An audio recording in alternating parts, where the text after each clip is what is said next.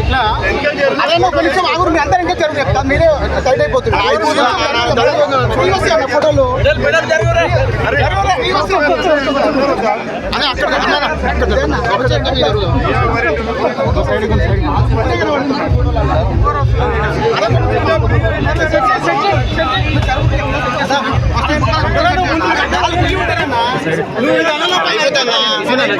అక్కడ అయిపోతుందా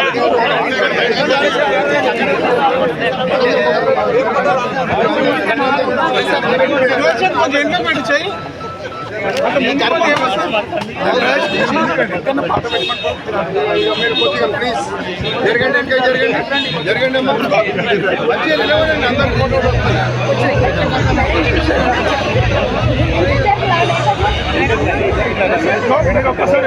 ఈరోజు మొట్టమొదటిసారిగా ఇబ్రాహీంపట్నం నియోజకవర్గంలో పర్యటిస్తున్నటువంటి వెంకన్న గారికి ముందుగా మా హృదయపూర్వకమైనటువంటి అభినందనలు తెలుపుతూ ఆయన నిజంగా మేము అడగగానే విజయవాడ హైవే నుంచి నాగార్జున సాగర్ హైవే వరకు దాదాపు 90 కోట్ల రూపాయల ఖర్చుతో 4 లైన్ల రోడ్డు నిర్మిస్తానని వెంకన్న ఇచ్చిన హామీకి ప్రత్యేకంగా మా ఇబ్రాహీంపట్నం రంగారెడ్డి జిల్లా ప్రజల పక్షాన వెంకన్న గారికి హృదయపూర్వకమైనటువంటి ధన్యవాదాలు తెలుపుతూ ఈరోజు అన్ని విషయాలను ఎవరైతే ప్రతిపక్షాలు మాట్లాడుతున్నాయో రేషన్ కార్డులు పూర్తిగా ఇస్తలేరని పింఛన్లు పూర్తిగా ఇస్తలేరని ఇళ్ళ గురించి చెప్పలేరని దొంగలు మాట్లాడే మాటలు ఈరోజు రాష్ట్ర ప్రభుత్వంలో ఉండే మంత్రి ఏమి చెప్పిండు మీకు ప్రతి వ్యక్తికి రేషన్ కార్డు ముట్టేంత వరకు మేము ఊరుకోము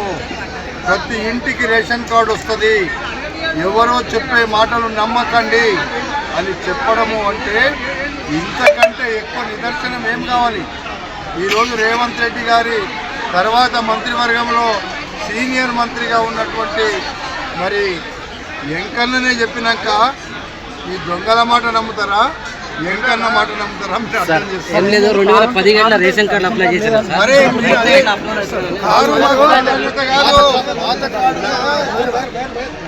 మినిస్టర్ గారు చంద్రబాబు గారు మేము చెప్తున్నాం పాత కార్డులో మీ కుటుంబంలో పెద్ద మేజర్ అయితే ఆ ఖాతా కార్డులో మీ పేరెక్కిస్తాం మళ్ళీ ఫ్రెష్ వార్ అయితే పెళ్లి బయట వేరే ఉంటే కొత్త కార్డు మీకు దాని మీదనే ఎక్కడే క్లారిటీగా వాళ్ళు 15,000 4 ఏళ్ళనే మేము 15,000 40 లక్షల మందికి ఇవ్వబోతున్నాం ఆ తర్వాత మీరు మాట్లాడండి ఎవరినన్నా ఒక తీసుకొచ్చి మీ ప్రశ్నలు అందరికీ చెప్తున్నాం ప్రతిపక్షాలను చెప్తున్నాం ఈ ఇంట్లో రేషన్ కార్డు రాలేదని మాకు చూపించండి క్షమాపణ చెప్తాం మీకు పెండింగ్ లో ఉన్నాయి కాబట్టి రోడ్డు 96 కోట్లతోని పెద్దలు సీనియర్ నాయకులు రంగారెడ్డి గారు చెప్పే విధంగా దాన్ని కూడా వెంటనే మంజూరు చేస్తూ రీజనల్ లింక్ రోడ్ అనేది 30,000 కోట్లతో చేపట్టే ప్రాజెక్టులు ఆ రోజు ఓఆర్ఆర్ తోటి ఎప్పుడైతే కట్టినామో అక్కడే ఎయిర్పోర్ట్ కట్టి 2 సంవత్సరాల్లో పూర్తి చేపిస్తే హైదరాబాదు ముఖ చిత్రం మారిపోయింది. ఆ రోజు ఫైనాన్స్ కోకాపేట ఫైనాన్స్ అక్కడ అంతా అక్కడే వచ్చి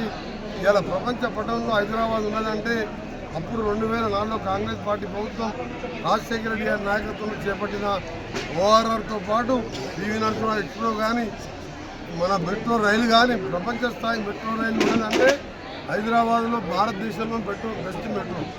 అలాంటిది మరొక ఈరోజు స్కిల్ యూనివర్సిటీతో పాటు ఆదిపట్ల కొంగరకలాన్ మహేశ్వరం ఈ ప్రాంతంలో 4th సిటీ పేరు మీద గౌరవ ముఖ్యమంత్రి రేవంత్ రెడ్డి గారు విదేశీ పర్యటనలో మీరు చూస్తున్నారు. నిన్న ఒక్కరోజే 55,000 కోట్ల ఎంఓఐ చేసుకొని ఇవన్నీ మామూలు కంపెనీలు కావు.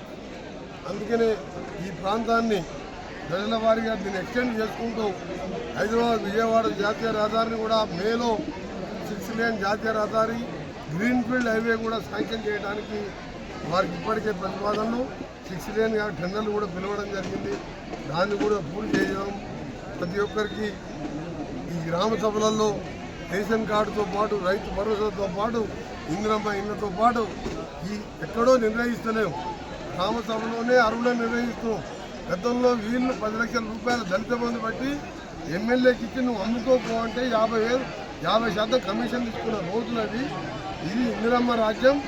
రాజశేఖర రెడ్డి ముఖ్యమంత్రి ఉన్నప్పుడు అప్పుడు 200 పెన్షన్ కూడా రేషన్ కార్డు కానీ ఇందిరమ్మ ఇల్లు ₹1,00,000 అంటే 20 ఏళ్ళ కింద 10 లక్షలతో సమానం.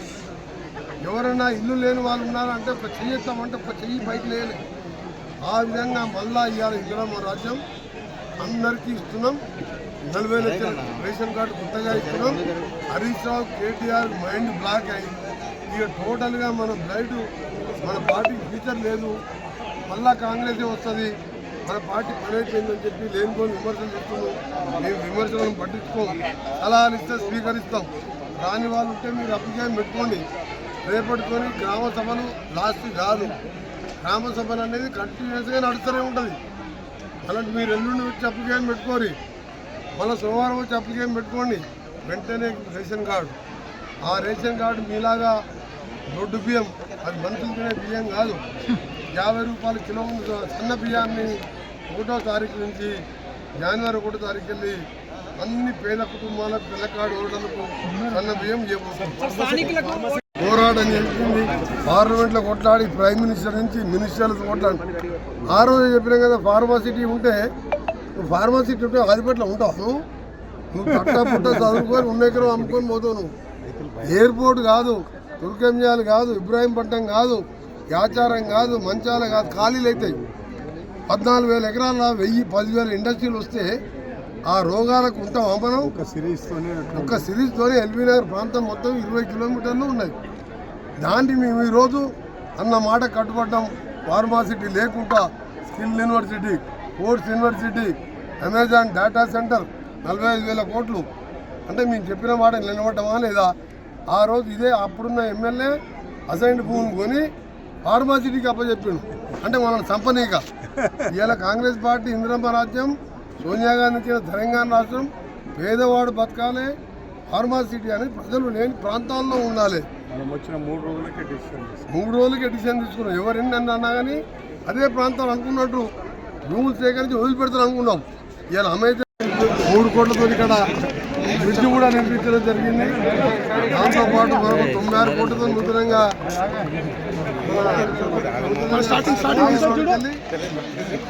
విజయవాడ